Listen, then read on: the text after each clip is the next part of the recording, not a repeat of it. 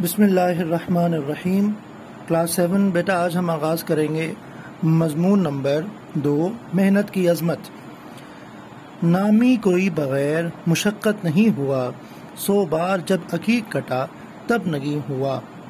نامی جیسے کہتے ہیں نامی گرامی آدمی ہے، ایک تو معنی اس کا یہ ہے، لیکن جو اصل میننگ ہے وہ یہ ہے کہ جیسے یہ لفظ ہے نمو پانا، نشو و نما، گروتھ، کہ کسی بھی شخص نے بغیر مشقت کے گروتھ نہیں پائی، زندگی میں کوئی تازگی اسے حاصل نہیں ہوئی۔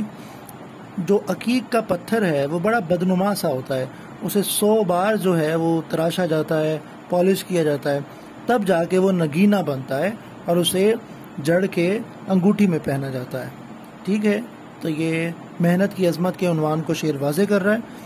ہاں جی، آغاز کرتے ہیں۔ ہر کامیابی کی ضمانت محنت سے ہے، کہ کوئی بھی جو سکسیس ہے، ایکسیلنس ہے، وہ بغیر سٹرگل کے انسان کو نصیب نہیں ہو سکتی۔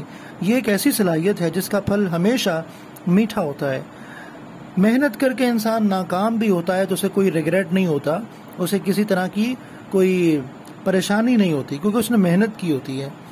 محنت کی بدولت انسان نے دنیا میں ترقی کی منازل طے کی ہیں اور اپنے مسائل حل کیے ہیں۔ جب بھی وقت کے تقاضوں کے ساتھ ساتھ انسان کو نت نئے مسائل کا سامنا ہوا ہے تو ان کا اس نے سر جوڑ کے بیٹھ کے مشقت سے ہی ان کا حل نکالا ہے۔ بیٹھے بٹھائے کچھ بھی حاصل نہیں ہوتا۔ جس چیز کے لیے محنت کی جائے وہ ضرور مل جاتی ہے۔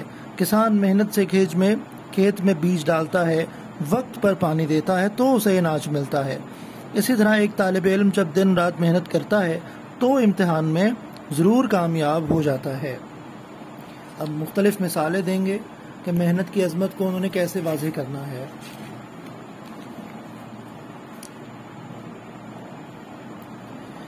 مذہب اسلام بھی ہمیں محنت کی تاکید کرتا ہے۔ قرآن پاک میں بار بار محنت کی عظمت کے بارے میں ارشاد فرمایا گیا ہے۔ عبادات جو ہیں وہ از خود ایک جو مشقت ہیں اور ان میں محنت درکار ہے، جس میں ہمیں جا بجا طور پہ اگر ہم غور کریں، اپنے دل کی آنکھوں سے دیکھیں تو جو فطرت ہے وہ ہمیں مشقت کرنے پہ ابھارتی ہے۔ ہمارے نبی صلی اللہ علیہ وآلہ وسلم بہت اونچی شان والے تھے، محبوب خدا تھے، لیکن اپنا ہر طرح کا کام خود اپنے ہاتھوں سے کرنے میں کبھی کوئی شرم محسوس نہیں کی۔ آپ نے خود محنت کی اور لوگوں کو بھی ہمیشہ یہی سبق دیا کہ محنت میں جو ہے وہ عظمت ہے۔ انسان کو جو بڑائی اور عزت ملتی ہے وہ محنت کی وجہ سے ملتی ہے۔ ایک شخص اگر کوئی موچی بھی ہے اور بڑی بری جگہ پہ بھی بیٹھا ہوا ہے، محنت کر رہا ہے، تو اسے کوئی بے عزت نہیں کر سکتا۔ آپ صلی اللہ علیہ وسلم اپنے گھر کا کام خود کرتے تھے، کپڑے خود سیتے، جوتے بھی خود مرمت کرتے اور بکریوں کا دودھ بھی خود دھو لیتے تھے۔ جب انسان کسی اور پر انحصار کرتا ہے تو گویا وہ اپنی عزت اس کے ہاتھ گروی رکھوا دیتا ہے۔ اپنا کام جب تک آپ کے پاس اللہ تعالیٰ نے توانائی دے رکھی ہے، ہم سب کو چاہیے، چاہے وہ بزرگ ہی کیوں نہیں ہے، کہ جب تک ممکن ہے، جسم جب آپ کو اجازت دیتا ہے، آپ کو کاہلی کی بجائے اپنا کام خود کرنا چاہیے۔ آپ صلی اللہ علیہ وسلم نے مسجد نبوی کی تعمیر اور غزوہ خندق کی کھدائی میں صحابہ کے ساتھ مل کر کام کیا۔ اب نبی پاک چونکہ ان کے نبی پیغمبر تھے، کوئی بڑا وڈیروں کی طرح چاہتے تو ان سے کام کروا سکتے تھے، لیکن آپ نے جس طرح ان کو اجر کا مجدہ سنایا تھا، آپ نے اجر کے حصول کے لیے اور لوگوں کی ہمت بڑھانے کے لیے ان کے ساتھ مزدور کی طرح کام کیا۔ حضور کی طرح صحابہ بھی کام کرنے میں شرم محسوس نہیں کرتے تھے۔ حضرت عمر اپنے دور خلافت میں رات کو چکر لگاتے، اگر کوئی تکلیف میں ہوتا تو اس کی مدد کرتے۔ حضرت علی علیہ السلام نے بھی اپنی آپ کی سنت پر عمل کیا اور آپ اپنا کام اپنے ہاتھ سے کرتے تھے۔ حضرت علی لوگوں کی خبر گیری بھی کرتے تھے۔ خبر گیری مطلب ان کی خبر لینا، مسائل کا ان کا معلوم کرنا اور حل تلاش کرنا۔ علامہ اقبال کا نظریہ تھا کہ انسان کو اپنے مسائل محنت سے حل کرنے چاہیے۔